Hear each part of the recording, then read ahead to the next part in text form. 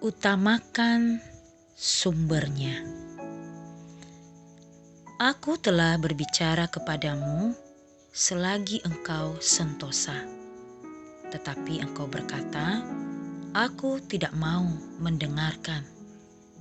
Itulah tingkah langkahmu dari sejak masa mudamu, sebab engkau tidak mau mendengarkan suaraku. Yeremia 22 ayat 21. Sudah menjadi sifat manusia ketika hidupnya dalam keadaan sentosa. Artinya, baik-baik saja, aman, sehat, makmur, dan berkecukupan. Ia cenderung melupakan Tuhan dan sepertinya tidak lagi membutuhkan kehadirannya. Saat keluarga baik-baik, anak-anak berhasil dalam studi, pekerjaan sudah mapan dengan gaji cukup tinggi, apalagi yang perlu kita khawatirkan dan takutkan dalam hidup ini? Jadi, kita tidak perlu ngoyo-ngoyo atau berusaha dengan keras dalam istilah Jawa. Ibadah ke gereja seminggu sekali saja. Berdoa saat mau makan, hendak tidur pada malam hari, dan setelah bangun pagi saja. That's enough. Sudah cukup. Ini sering kita lakukan. Sebaliknya, kita baru mau mencari Tuhan sungguh-sungguh apabila bisnis sedang hancur, toko hampir bangkrut, studi gagal total, belum memiliki anak meski sekian tahun berumah tangga, atau hal-hal buruk lain sedang menimpa kita. Tidak salah bila kita datang mencari Tuhan ketika dalam masalah.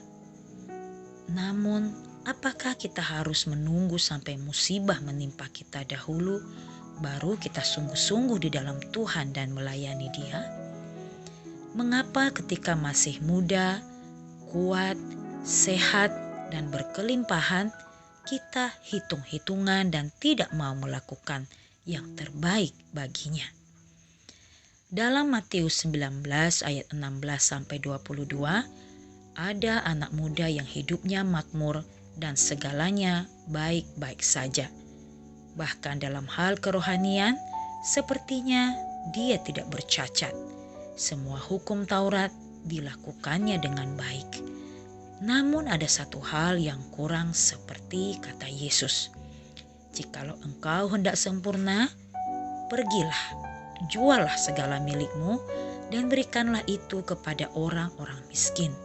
Maka engkau akan beroleh harta di sorga. Kemudian datanglah kemari dan ikutlah aku. Matius 19 ayat 21.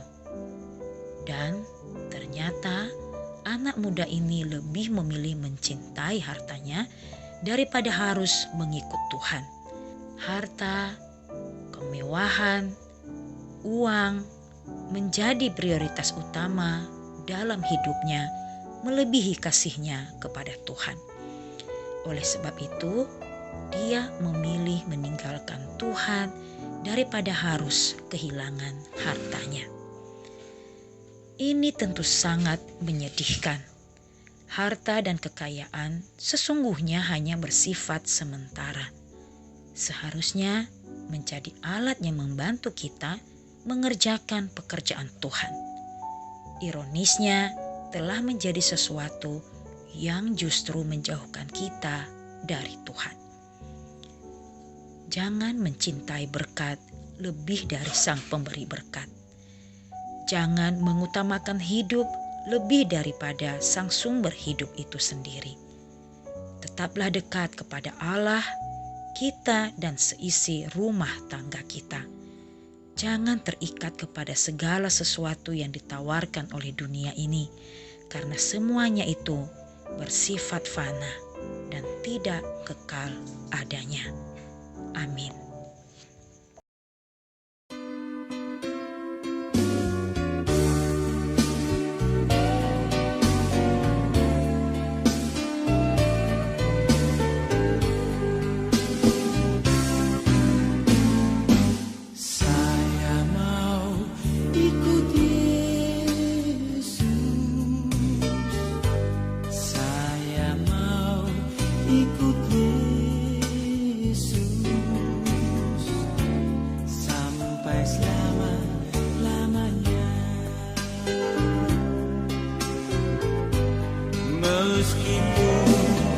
saya susah